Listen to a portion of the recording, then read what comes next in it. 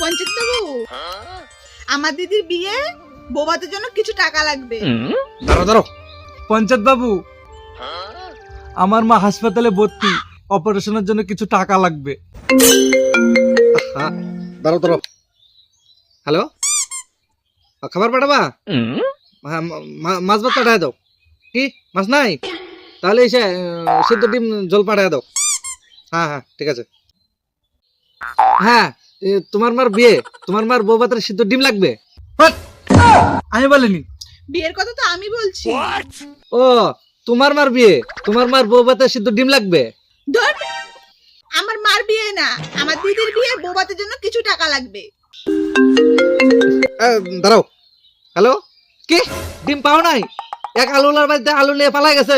আচ্ছা ঠিক আছে, আলু বাজারে পাঠায় দাও। হ্যাঁ ঠিক আছে, রাখো রাখো। হ্যাঁ, কি বললা? তোমার মা আলুলার সাথে পালাই গেছে?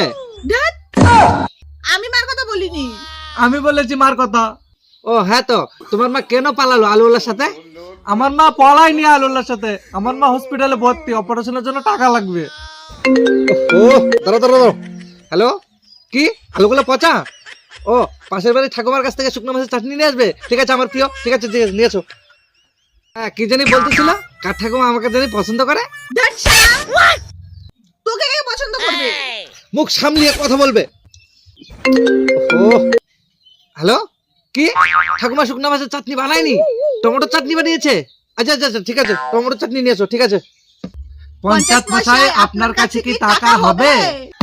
দেখো, টাকা তো হবে না, টমেটো চাটনি হবে, চলবে? रुको जरा, बोला धक्का मुक्की नहीं करने का।